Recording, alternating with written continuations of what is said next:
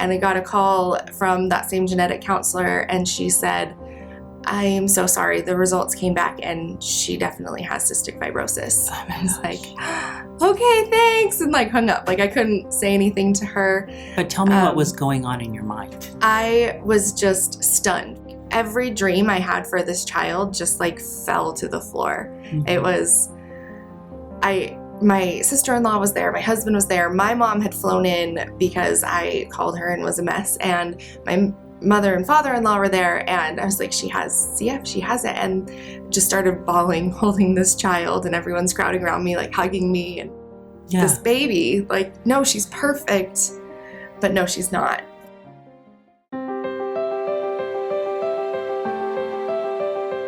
Welcome to Stories of Hope in Hard Times, the show that explores how people endure and even thrive in difficult times, all with God's help. I'm your host, Tamara K. Anderson. Join me on a journey to find inspiring stories of hope and wisdom learned in life's hardest moments. Today, I'm pleased to introduce a wonderful woman who was born in Southern California but calls Gilbert, Arizona home. She currently lives in Davis County, Utah. She married her husband 7 years ago, and they have 4 awesome children. She spends her free time volunteering for the Cystic Fibrosis Foundation and sitting on the Intermountain Cystic Fibrosis Parent Advisory Council and working the women in her church organization. She also is a volunteer in her children's classroom and in the PTO. She spends a lot of her time driving her children around to all of their activities. I am pleased to introduce Jennifer Hepworth. Jen, are you ready to share your story of hope? I sure am. I'm excited. Awesome. So I met Jen a couple of years ago, and she has been blessed and challenged with a daughter who has cystic fibrosis.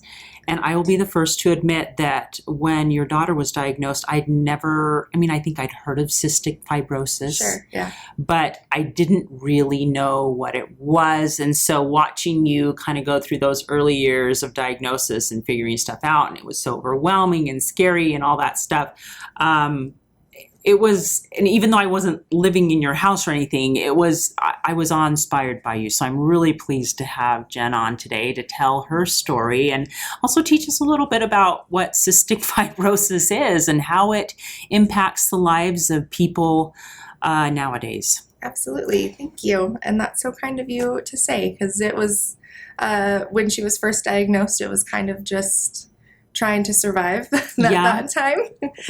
So cystic fibrosis, and call it CF, that's what most people say because it's easier, is a genetic disease, and it can affect most organs in your body, primarily the respiratory and digestive systems. And what it does is the mutation that you have when you're born causes it's called the CFTR protein not to function correctly. So your salt doesn't go the places it's supposed to go. Right. And so you end up with very sticky mucus that lines your lungs, lines your intestines, your stomach. It wraps around your pancreas, all sorts of things. And so where a healthy person or someone without CF has their mucus is more like water, my daughter's is more like peanut butter. And so it's very easy for bacteria to stick in there. And if she gets a cold, that bacteria can overgrow and cause a lung infection and go into the hospital for 2 weeks. It's usually 10 to 14 days for IV antibiotics after doses at home and trying to get it kicked at home. But hospital stays are often part of the treatment for those. Wow. So why don't you take us back? You'd been married for how many years when you got pregnant? When I got pregnant, we'd been married for 8 months. And so 8 months. She was born when we were about 1.5 years married. Very good. So new in a marriage, and all of a sudden you have this beautiful bundle of joy, and you imagine that your life is going to just be beautiful and blissful. And it didn't quite turn out that way. So why don't you start us off where you were and what you were thinking and what kind of triggered this, maybe there's something wrong? Sure. So I had a really hard pregnancy. I had something called a subchorionic hemorrhage, which is not related to CF. That's just something my body did. And so I had a lot of bleeding throughout my pregnancy. So I was on bed rest and had to stop working. So we actually moved in with my in-laws, who were wonderful and let us take over their basement because I could no longer work. And so we were in Kaysville and had Penny and were just over the moon in love with this darling child.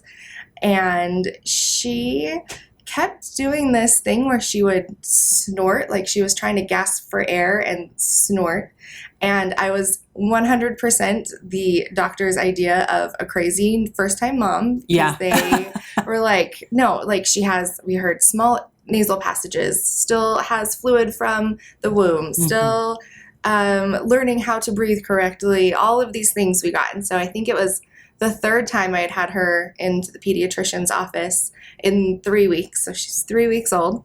And they were like, oh, well, we need to talk to you about something. I was like, oh, okay, sure. And they said that on her newborn screening, it flagged for cystic fibrosis. And so... Really? Yes. And so it's been on the Utah newborn screening since 2009. We were the second to last state, the last being Texas, to add it to the newborn screening, but now it's in all 50 states. And the only thing I knew about cystic fibrosis is my husband had a cousin who passed away from it when she was 14. And that, like, full stop, all I knew. I knew that it was life-limiting, and that's what they say. And so they said, we have an appointment for you tomorrow to go down to Primary Children's Hospital, which is wonderful and such a blessing to have so close by, to do a sweat test. And so what the sweat test does is they wrap the person, baby, whoever arm, they put gauze on it and then wrap it up, and you have to make them sweat. And 3 weeks old don't really sweat. No. So she had like one of those space blankets wrapped around her, and we were like holding her for I don't know how long because it was all such a blur, and trying to get her a little bit of sweat so they could see what her sweat chloride was. And while we're waiting, there's a genetic counselor in talking to us, and they're like, if this is what it is, then she got a mutation from your husband and a mutation from you, and it's a 1 in 4 chance. And I was like, cool, great, thanks. I did this to my baby. Thank you. So, like, it was just so traumatic. And we got a call. I remember it so clearly. I was sitting on my mother-in-law's couch and I was nursing her, and I got a call from that same genetic counselor, and she said, I am so sorry. The results came back and she definitely has cystic fibrosis. Oh, I was like, okay, thanks. And like hung up. Like I couldn't say anything to her. But tell me what was going on in your mind. I was just stunned because in the hours between when the pediatrician told me this is a possibility and the results coming in, I had convinced myself like, oh, this is just a false positive. This is, it could be, maybe she's a carrier because she got one mutation from my husband because he has a history, but there's no history of CF in my family. And I was just like, oh, like maybe, and no. And so she tells me yes. And I just like every dream I had for this child just like fell to the floor. It was, my sister-in-law was there. My husband was there. My mom had flown in because I called her and was a mess. And my mother and father-in-law were there. And I was like, she has CF. She has it. And just started bawling, holding this child. And everyone's crowding around me, like hugging me. And I don't even remember my husband's reaction because I was so like, this baby, like, no, she's perfect. But no, she's not. And the next day we had an appointment at Primary Children's Hospital. They have a CF clinic, which is amazing. And we were there, and I had my mom there, and my husband was there, and they started talking to us about what this disease is. And they were like, don't Google it because that's terrible and has a lot of outdated information. I was like, okay. And they let me know that her life expectancy was 37 years old, which my husband is 38 now. So I'm like, that's that's barely grown up. Like 37, that's not acceptable. And I knew that my husband had a cousin pass away, and I don't think that it clicked with me that they were going to tell me a life expectancy for my child. And that was even more than everything they were about to teach me. That was just like, how do I just go about raising this child with this limit or this time clock in my head? Yeah. And so I am so glad that my mom was there, because she got more of the information than I did, because it was so overwhelming. I think we were there 3 or 4 hours, and we're in this room and we have a doctor and a nurse practitioner, and they're telling us that we are now going to be feeding our 3-week-old applesauce, because that's the only way to deliver the pills that she has to take to be able to digest her food. Oh, wow. Because she was dropping weight so quickly. So part of cystic fibrosis is the pancreas is clogged with mucus, and so it cannot release the digestive enzymes that you need to break down the food to be able to absorb the fat and the proteins and the carbohydrates. And so with CF, you have to have pancreatic enzymes. And so they were showing us how we take a little scoop of applesauce and we crack open this pill and the beads go on, and then we have to try and convince a 3-week-old to eat this. And, and I was like, no, you don't give 3-week-old food. Like, what are you doing? And so then they're like, and you might not be able to breastfeed. And that was really important. They're like, because it depends on if she's able to get enough calories and enough fat, and you might have to fortify. And so I was like, oh, another dream. Like, oh, there it is on the floor. But I was able to, which I was really grateful for. And then, so that's where we started with just the digestive enzymes. And then I have a nephew that is just 3 weeks older than she is. And so he got, I don't remember, RSV or some kind of virus. And we called the clinic and let them know that she might have been exposed and because I have 2 older boys, but they hadn't been around her very much yet. So, but my little nephew had, because we were very close. And they said, okay, well, we need you to come in, because now we need to teach you chest therapy and how to do nebulizers for her. Oh, wow. And so we go down again, and they teach me, it's called chest percussion or percussive therapy. And they give you these little like rubber cups, and you have to pound on 8 different spots on her body for 3 minutes each. With a tiny baby, and you just look like you're beating them, because it's on the front of her chest, the back of her chest, the lower lobes of the lungs, and her sides.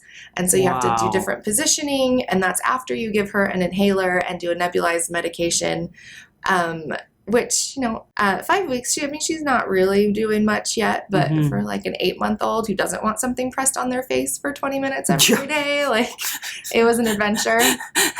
And so we went down, we learned that, and since 5 weeks, she has done chest percussion therapy, a minimum of twice a day for 30 minutes, 4 times a day when she's sick, and more nebulizers and stuff now. But now she has a vest instead of us having to do it by hand, which is really convenient. But she still asks when she's feeling really crummy. She can say, like, it hurts right here, and show me where in her lungs, and then we can do extra chest percussion therapy to help that spot. Wow. Yeah. So here you are, brand new mom, and not only as a new baby, and all the learning that goes along with having a child being thrust upon you, but also all this additional stuff. Did you feel overwhelmed? Oh my gosh. I just don't know. The whole first year of her life is such a blur. And that's one of the things that I advise most new parents is, don't let CF take away that year, because it took my year. I don't remember her first anything, because I was so focused on, what am I doing to keep this child healthy? What am I doing to make sure that she's okay? I was so overwhelmed and just was muddling through, and thank goodness for my friends and my family and my church group, because I was constantly getting texts like, okay, we love you and we're going to bring you dinner, or I'm sending you some cookies, or just something to know that I wasn't all alone. Because while my husband is wonderful, as a mother, I was staying home with her because she can't be exposed to more germs than necessary, especially at such a young age, because she's so susceptible to illness.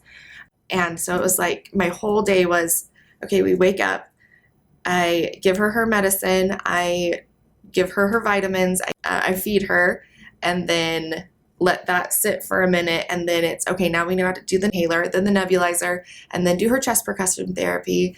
And then we're going to CF clinic, or I'm on the phone with the pharmacy, or I'm on the phone with insurance trying to get this $4,000 medication covered, or because there's only 30,000 people in the US with cystic fibrosis and 70,000 worldwide. And so insurance isn't always right on top of it. And so It was me calling clinic, and clinic calling this person, and their pharmacist at the clinic calling insurance, and I'm calling insurance. And I'm like, okay, well, you're not helping me, and this is a medication that my daughter has to be on. So I just don't remember the first year very well, and it breaks my heart that I don't remember, because I was drowning that whole year. Oh, sounds like it. Yeah, my goodness. So you advise other parents who have children with cystic fibrosis to remember the first year. Yes. What else do you tell them? I tell them that hope is the most important thing, because there are so many new treatments and new medications coming out all the time. The Cystic Fibrosis Foundation is so invested in funding or giving grants to pharmaceutical companies to come up with medications, because it's so rare. There's not a great profit margin for pharmaceutical companies to do that. And so I tell them, just have hope. There's so much coming. Your child's life will not look like a child's life from 20 years ago. It is not the same. Yeah. And don't let CF steal your joy, because you can get so wrapped up in everything I do is to keep this child alive, and forget that this is a child, and she needs to go and run and jump and play and wrestle with her big brothers and play with friends and go to preschool. And not every child with CF's life can look like that, because it is so different for every child. But you can find joy in something. You can find joy in doing something you love as a family, even though you thought you wouldn't be able to with CF, because maybe they shouldn't be around campfires and your family loves camping. Well, we can figure something like that out. And just tell them, just remember that they're a kid too. And that is something that is so hard, because you see this child who she wants to go play in the mud because we had some awesome rain and there's some amazing mud out there. And all you're thinking about is the Pseudomonas aeruginosa bacteria that is lurking in that soil that she's going to inhale. And now she's going to have a Pseudomonas infection, and she's going to be on inhaled tobramycin for 28 days off and on for a year minimum. And so you're trying to compartmentalize that, oh my gosh, and okay, go play in the mud. Then that's what we have decided we're comfortable with, but it looks different for every family. And just whatever you can do to still let your child be a child, I feel so important. And that is the best, well, maybe not the best advice, because we all do things differently, but that is often my advice to other parents, is remember this time and still have joy in your child. Yeah. What are some of the things that you have done to find joy? Because I know so much of what you do is 100% caregiving. So how does Jennifer find joy? It is so hard, and I would feel so guilty taking any time for myself to go and step away from my caregiving position, and honestly letting go of that control, because I know I can do all of these things and she gets all of the things. And yes, my husband can do all of those things too, but it's not me doing it.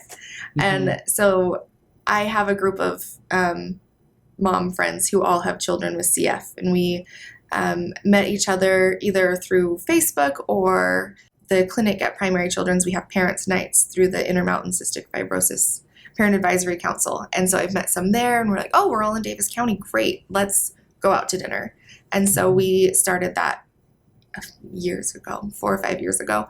And it is my lifeline sometimes, because I can go out and be away from that role and talk to other people that 100% understand what it is I'm going through.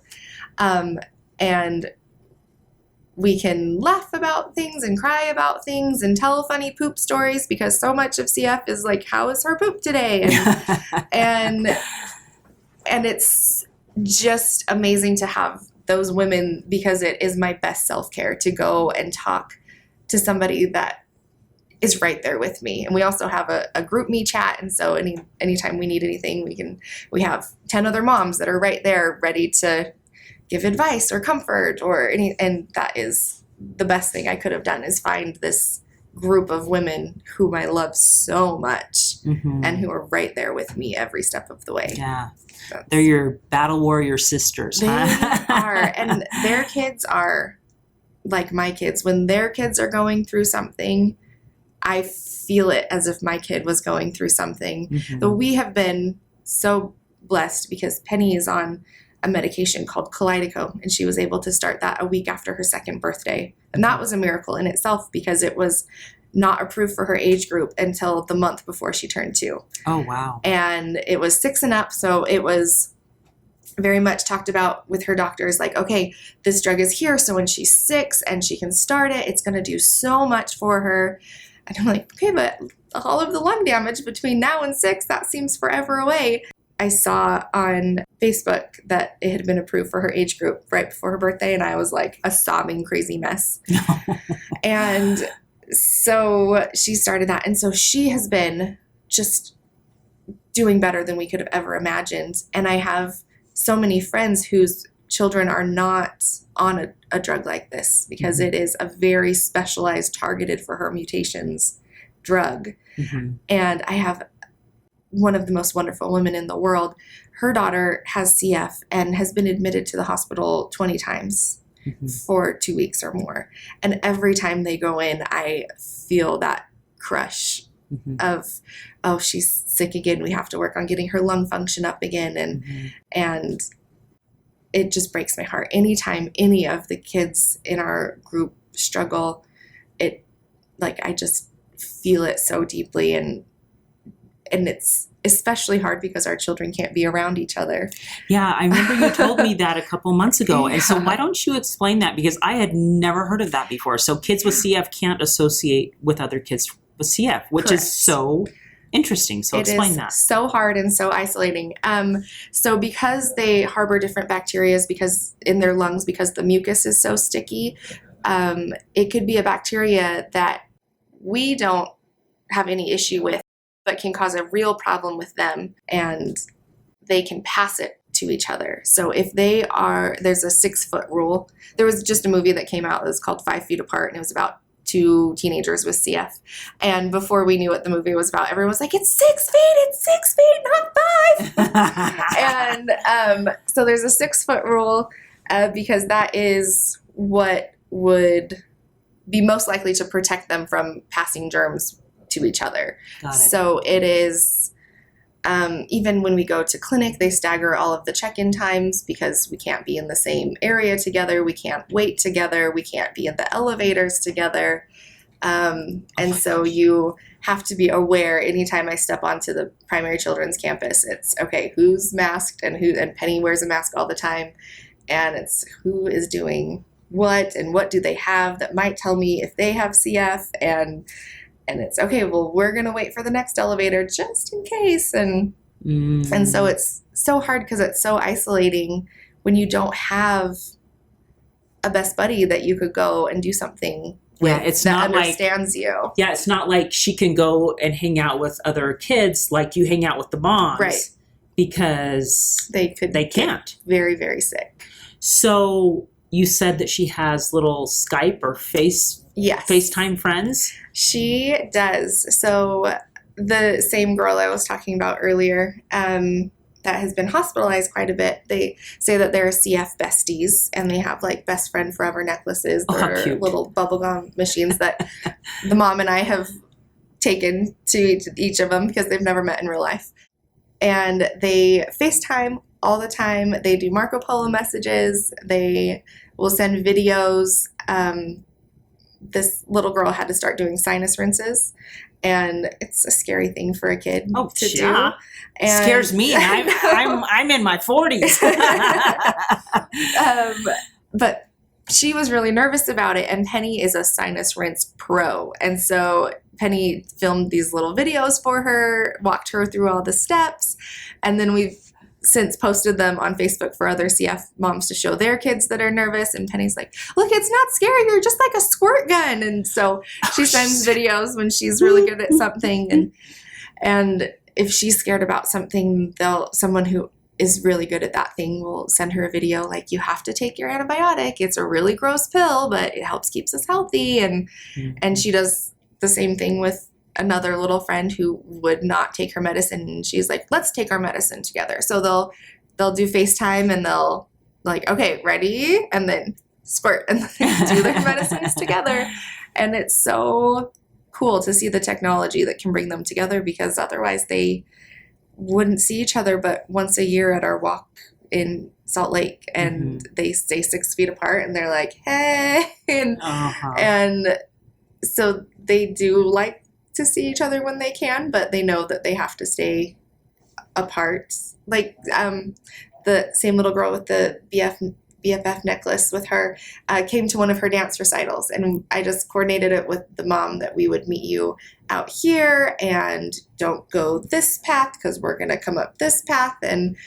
And they got to see each other in the lobby and stayed there 6 feet apart. And I'm sure people were like, why are they posing their children so far apart from each other when we're taking a picture? And we're like, we have a picture with you guys together. And Penny was so excited. And perspective, right? Yeah. And we're like, great. You got to see her in real life. That's awesome. And it's really hard because sometimes she's like, Mom, I just wish I could play with my CF friends. I just wish I could play with them, not just see them on the phone. And I'm like, I know, sweetheart, I'm so sorry.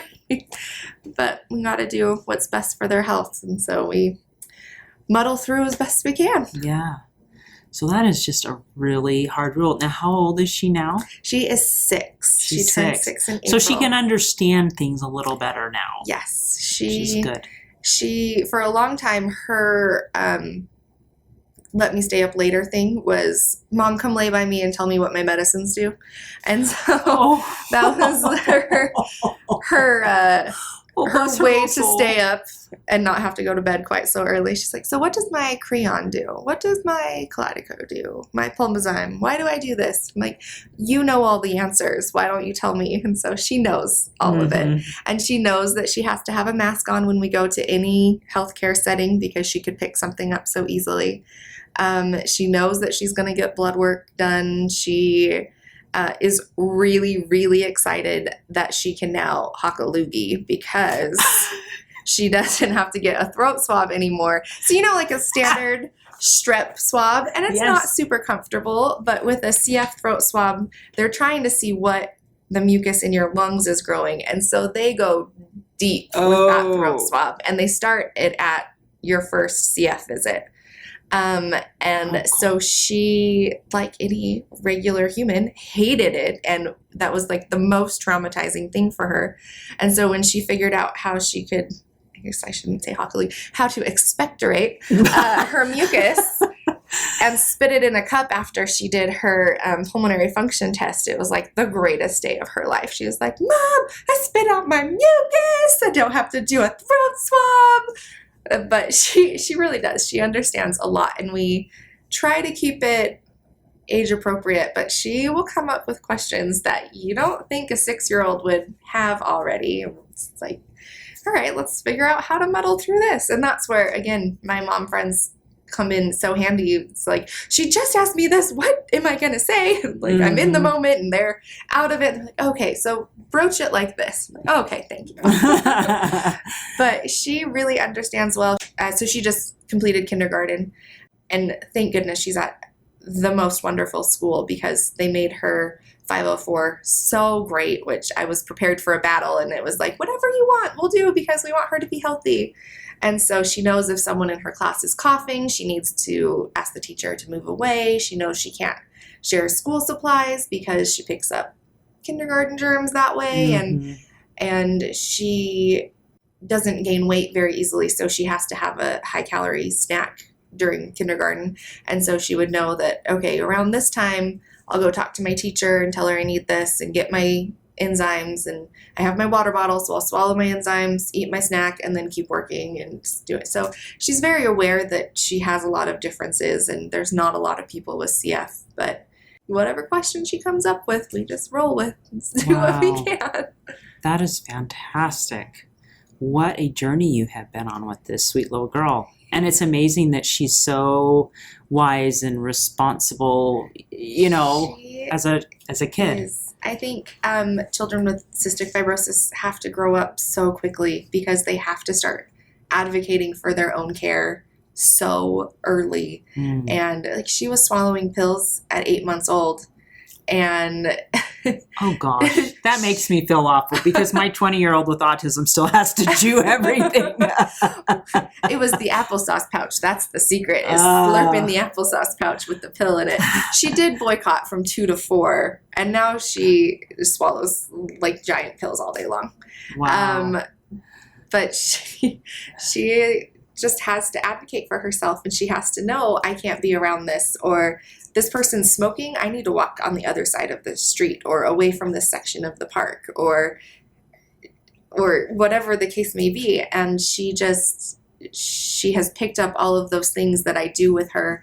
And I am very open with her about all of the things. It's okay, this is a really smoky area, or the the wind has switched directions, so we need to move because the smoke can trigger coughing fits, and then it's hard for you to breathe, and she understands. And so our last camping trip, she just would get up and pull her chair around, and she'd move as the wind moved, and she is very aware of what she has to do to take care of herself.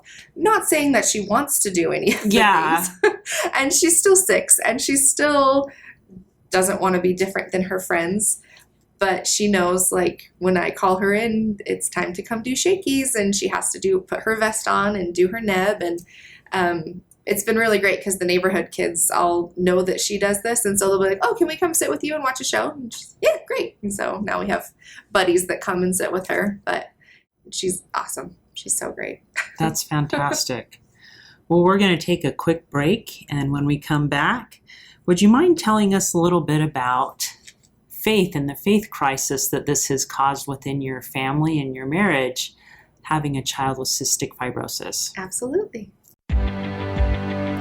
How many of you out there feel like your life is chaotic, crazy, and completely awful compared to the norm? What if I were to tell you that you are normal for you? I am so excited to announce that my book, Normal for Me by Tamara K. Anderson, is now available for purchase on Amazon. This book took me 10 years to write, and I share 20 years worth of lessons learned in my life detours, including being in a car accident and having 2 of my children diagnosed on the autism spectrum.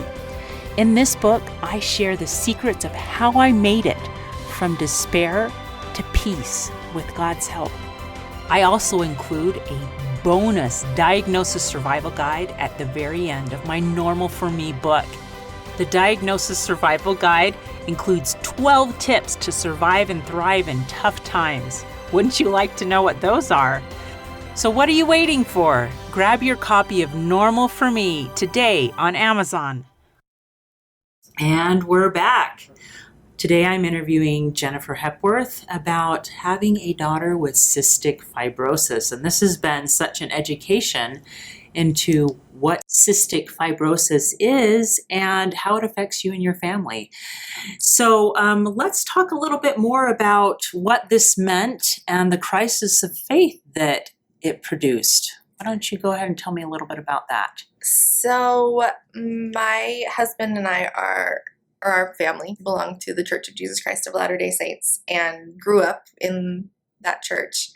And my husband has had a really hard time dealing with God and our daughter having cystic fibrosis. Mm-hmm. And it's completely understandable. It is devastating to hear that your child has a life-limiting disease. And he really struggled with, how could a loving God let this happen to my tiny newborn? And what purpose is there in suffering? And why does she have to go through this? What is this trial going to teach her and us? And while it's taught us a lot, it's been very difficult for him to rectify that. He's also very analytical. He's an engineer, and he wants things to line up in a row. And faith doesn't for me ever. And so I have been trying to support him as he deals with this faith crisis that's ongoing. He continually struggles with it, and it has affected our marriage a great deal because we didn't understand where each other was coming from. Even just with her diagnosis, I didn't know that if he really cared, because he was so like stoic about it all. And finally I opened up to him and said, this really bothers me. I never see you talking about it, or you never talk to me about it, anything. And he's like, I've just been trying to be strong for you so you could feel like you could come to me, but I'm dying inside. And it wasn't until we really expressed that, I'm like, I need to see that you're emotional about this. That helps me, not having this strong, stoic husband. And so as he's been able to be more comfortable with it, our communication has gotten so much better, and our marriage has been so much better for that. But it is really difficult because I don't have the same faith struggles that he does. And I am very much someone who thinks, okay, I don't understand now, and that's okay, because one day I will. And if it's not in this life, then when I meet God, I will understand what the purpose of this was and why we watched these children suffer. And that is really difficult for him to understand. He can't just, it's not easy for him to just let that go and stand and have a wait and see attitude towards anything in life. And so when it comes to faith, he really does struggle with that concept. And so that's created a lot of heartache in our marriage until we've learned to talk more about it. And I'm a very emotional, but also black and white. I'm not going to read into things. And he would say something that he thought was expressing where he was on his faith journey that I just took to mean whatever the exact words that he said. Just too literal with it. And so he thought he was keeping me in the loop about his struggles and where he was going with things. And when I finally figured out how much he was hurting and struggling, I was blindsided because I didn't understand that those bits of information he had given me, he thought was telling me the whole story, and I thought was telling me nothing. And so we've had to learn to communicate a lot better to try and work through this. But I really do have to rely on my Heavenly Father so much throughout this whole journey, because I don't think I would have made it through that first year without having someone to just cry out to and tell how much I'm struggling, and have that kind of warm feeling that he knows that I'm struggling. And it's made me understand God a lot better as I go through this with Penny, and how he had to let such awful things happen to his son, and that he was scourged and crucified and had to go through so much pain. And growing up, you're like, oh man, that was so hard for Christ. And yes, 100% he went through that. And now with this perspective, I see, oh my gosh, Heavenly Father stepping back to allow that to happen. I don't know how he could do that, how he couldn't just snatch Jesus up and just take away that pain that he needed to go through for us. Right.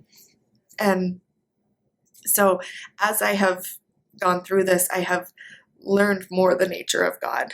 And that has been big for me, because my faith I've always had faith in God and Jesus Christ.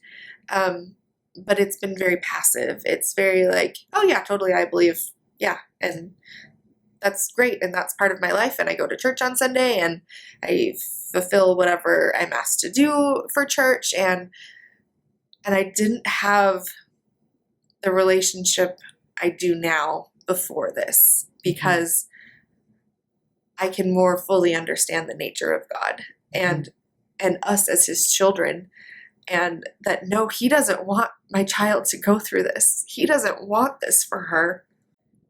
And he still loves her, even though this has happened. And it has taken a while to see all of that. And my husband does not see those things now. And I hope that one day he will. And one day he'll understand that this wasn't done to her. It's not a punishment to her or to us. And that it is something that happened, and we have to have faith that one day we'll understand, but today isn't that day. Yeah. But I do read a lot of scriptures, but I, as I mentioned, am a member of the Church of Jesus Christ of Latter-day Saints, and I like to read the talks that the apostles and the prophets of my church have given. And I've had a couple quotes from talks that have just made a huge difference for me. Yeah, why don't you share those with us? That would be really fantastic. They are both from Jeffrey R. Holland, and he is an apostle of the Church of Jesus Christ of Latter-day Saints. And one of the first ones that I kind of really clung to when she was little, and I actually have part of this quote on a painting in my house. It says, "So keep loving, keep trying, keep trusting, keep believing, keep growing. Heaven is cheering you on today, tomorrow, and forever." Mm. And that one, just when I read it so long ago, that really struck me. And it's, you have to keep trusting, and you have to keep believing, and heaven is there for you.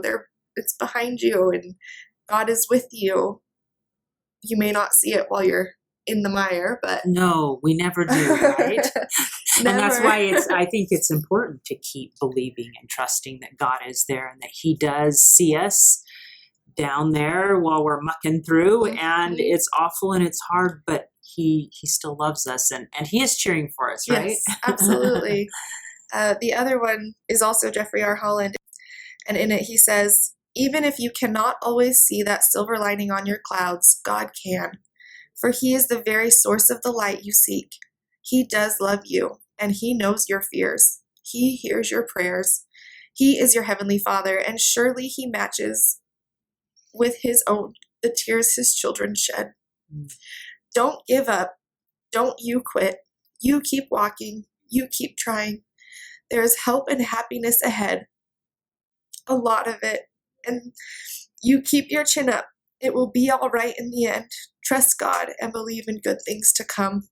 Oh, that's beautiful. And that is a talk that I read probably every other month because it is so comforting. And when you, on the churchofjesuschrist.org website, you can pull him up giving this talk, and just the emotion he has giving this, and talking about an experience from when he was a new father, and it's so powerful to me, and it brings me a lot of peace, and to know that I'm not alone in struggling. Maybe not everyone has a child with cystic fibrosis, but you have a child with profound autism, and that is a huge trial, and you have learned so much, and I am so grateful to have seen your example with that, because it gave me a lot of hope. Thank you so much for that. As you know, it's challenging to have kiddos with special needs, but we just do the best we can. Thank you also for sharing those quotes. We will be sure to put a link to them in your show notes so that other people can read them and find comfort in them. What tips or what advice would you give to other peoples who are kind of in the muck, in the mire, maybe their kids don't have cystic fibrosis, but they're really struggling right now. What advice would you give to them? Really find your people, whoever it is. If it's a parent, a spouse, a sibling, a stranger who you met at a parents' night activity who knows what you're going through, find your people and lean on them and let them lean on you, because I have grown more as a person with their help than I would have otherwise. And I would have been in so much more despair, I feel like, if I hadn't found these people that could keep me hopeful when I'm not. And I can do the same thing for them when they are just in the thick of things. I can be there and offer that support and that hope. I'll tell a quick story. Yeah. I had, 2 years ago now, I had my duodenum perforated, and I was going septic, and my husband had to rush me to the hospital, and he'd been at a church meeting, and Wow. he knew that I wouldn't call him if it wasn't an emergency, and I called, and I was like, thought I was dying, like having a heart attack, because my arm was numb. I had so much pain in my chest, and he rushed home and rushed me to the hospital, and they thought it was gallbladder, so they took out my gallbladder, and then they're like, oh no, it wasn't your gallbladder, sorry. So it's this other thing. And so I have an autoimmune disease, and so I take a lot of NSAIDs for inflammation. And that, in conjunction with, I was in a flare for this autoimmune disease. It's called ankylosing spondylitis. And so I was also taking prednisone, and the combination of my 10 plus years of daily NSAIDs plus the prednisone perforated my duodenum. And so I had And the duodenum is in your intestines, yes, right? it's connecting the large and small. It's like, it's really near the gallbladder, and that's why they thought there was a problem.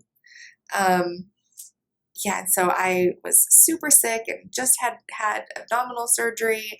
And when you do any kind of surgery, I can't be on my maintenance medications that treat my disease. And so then I was even flaring more because I had to have all of this stress and surgery. And so I was a mess. And then I couldn't lift my tiny baby for like 6 weeks. They were like, you can't lift anything more than like a pound, because there was such risk of rupturing it or any of the surgery sites. So it was a mess. And I am on my group with my CF moms, and I just said, oh, I just had to have emergency surgery. I'll be in the hospital for a couple of days. And a CF mom showed up at the hospital and brought me chocolate and snacks and something to do. And it was funny because she came with her daughter with CF, and it happened to be at the same time that Penny was there. Oh. And so they see each other and like back away. Like, what do I do now?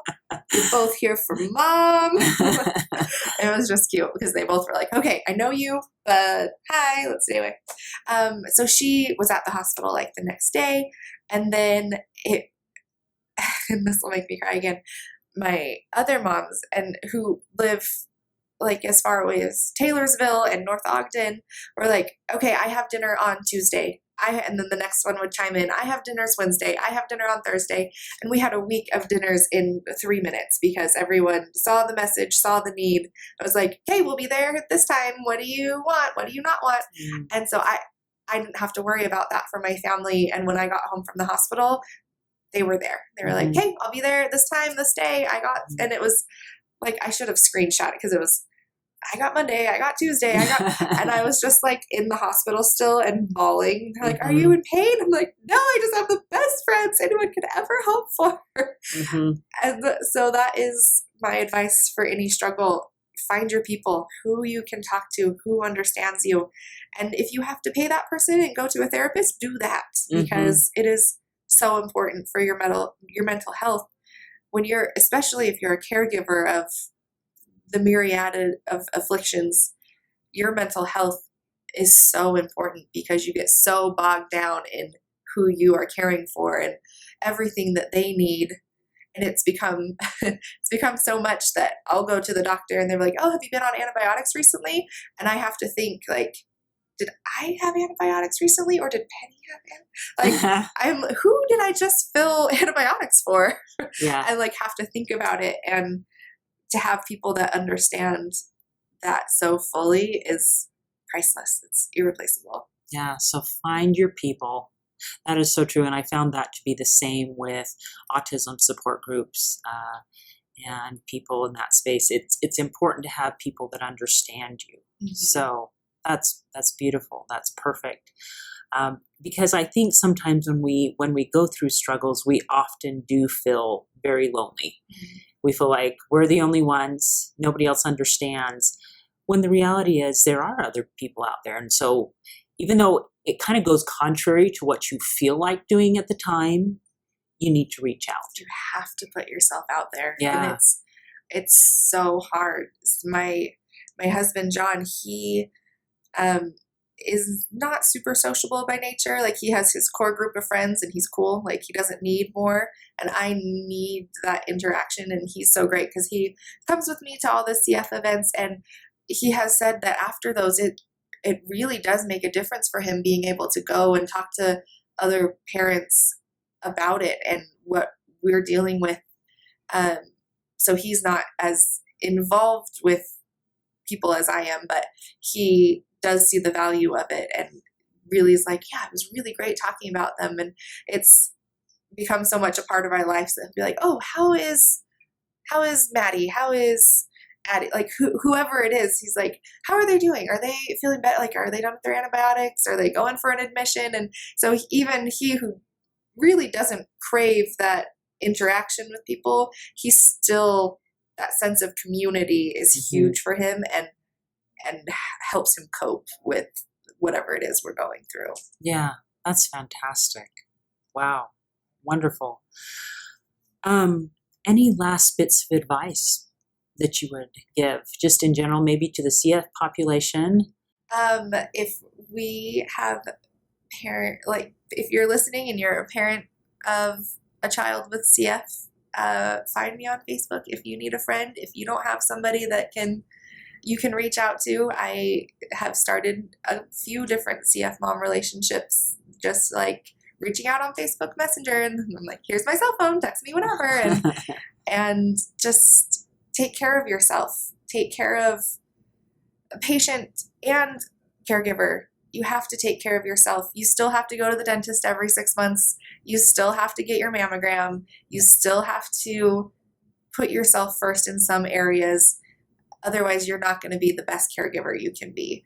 And I feel like in any community where you're so focused on somebody else, I'm sure it's the same for you. Yes. You have to remember, I have to take care of myself. If I'm not taking care of myself, I cannot take care of other people. Yes. And self-care is, I feel, becoming a more talked about and normal thing, but you have to do it, especially as a caregiver. If you are not taking care of you, you cannot take care of someone else. And however that looks for you, if that's, you need to go for a drive, go for a drive. If you need to stop and get a Diet Coke, you get that Diet Coke. Like, whatever it is that you need to give yourself a little bit of self-care, do it, because you need it and I need it and we all do it. So don't you feel that after you come back from those little breaks that you're a better caregiver?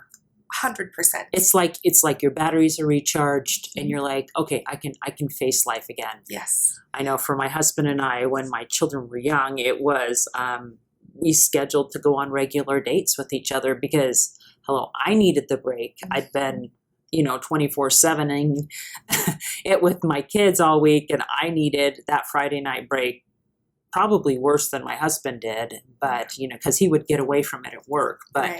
But that was so important for me to it was a sanity break. And there were nights when he would come home and I'd be in tears and he'd be like, okay, I'll feed the kids, you go get away. Just go do something. Thank you, I just need a break. So yeah, it is important. And I think especially as women, we have a harder time doing that. Absolutely. So if you need permission, here's your permission. Please Jen go. and Tamara both say, go do it. Yes, take care of yourself.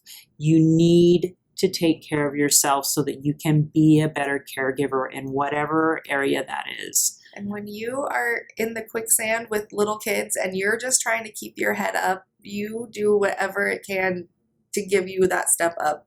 And if that's going to get a pedicure, you get that pedicure. That's right, girl. Preach it. That's awesome. So why don't you go ahead and give us your how people can find you on Facebook and Instagram. Okay, on Facebook, I am Jennifer Harris Hepworth, if you search for that. And then on Instagram, I'm at Love Pie and Bug, like pie like you eat and bug like I'm going to smash an ant. Very good. And we will link that in the show notes as well. Awesome.